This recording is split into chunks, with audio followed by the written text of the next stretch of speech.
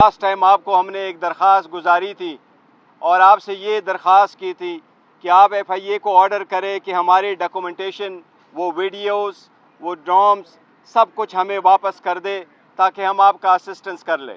آپ نے اس درخواست میں آرڈر پہ یہ لکھا تھا کہ آپ خود اپروچ کریں ایف آئی اے کو۔ میں نے کہا ہم اپروچ کر چکے ہیں، ہمیں امید ہے انشاءاللہ تعالی ہفتہ 10 دن میں ہمیں سارے ڈاکومنٹس مل جائیں گے۔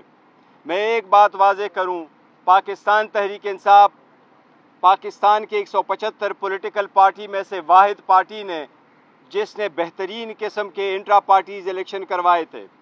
وہ چاروں صوبوں میں الیکشن منعقد ہوئے تھے، وہ الیکشن اسلام آباد میں بھی ہوئے تھے۔ اس میں چیئرمین، سیکرٹری جنرل اور ہمارے 4 صدوروں کا انتخاب ہوا تھا۔ اس سے ریلیٹڈ کسی نے اس پہ آبجیکشن نہیں کیا تھا۔ ایون الیکشن کمیشن نے ہمیں ایک ایڈریس کیا تھا لیٹر، اس لیٹر میں بھی کچھ آئینی قانونی سوال پوچھے تھے، ان میں کوئی اعتراض نہیں اٹھایا تھا کہ الیکشن ہوئے نہیں ہے یا صحیح نہیں ہوئے یا الیکشن رولز کی کوئی وائلیشن ہوئی ہے۔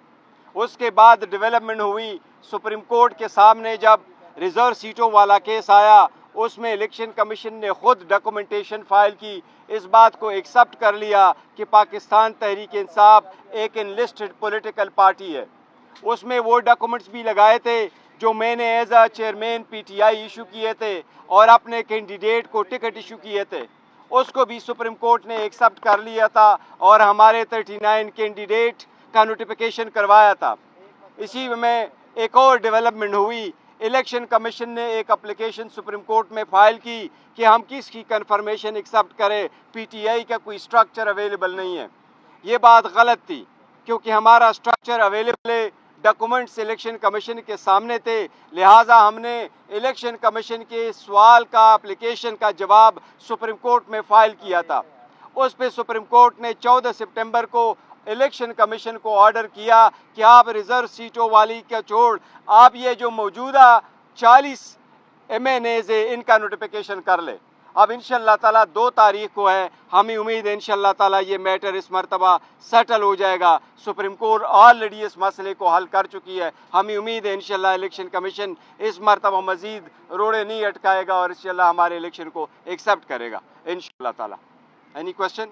Thank you. گور صاحب یہ بتائیے گا کہ کل اطلاعات مل رہی تھی مولانا فضل الرحمان صاحب کو بھی انٹرا پارٹی الیکشن میں طلب کیا گیا ہے، کیا لگتا ہے حکومت ان کے اوپر پریشر ڈیولپ کرنا چاہتی ہے انٹرا پارٹی الیکشن کو جواز بنا کر؟ میرا خیال ہے مولانا صاحب کو بھی اور اسی طرح اے این پی کو بھی، دیکھیں ایک طریقہ کار سارے لوگوں نے اڈاپٹ کیا ہوا اور قانون یہی ہے کہ ساری پولیٹیکل پارٹی اپنے پولیٹیکل پارٹی کے آئین کے مطابق الیکشن کرائیں، اور سب لوگوں نے اپنے پولیٹیکل پارٹی کے آئین کے مطابق انہوں نے الیکشن کروائے ہیں۔ کبھی پہلے ایسا نہیں ہوا، اس لیے الیکشن کمیشن کے لیے میں سمجھتا ہوں مناسب نہیں ہے کہ پیک اینڈ چوز کرے، 4 کے الیکشن کو کوشچن کرے باقی نہ کوشچن کرے، ایک پروسیس اڈاپٹ کرے، پارلیمان اس کو دیکھے، لیکن میں سمجھتا ہوں یہ بدنیتی پر مبنی ہے، ایسے نہیں کرنے چاہیے۔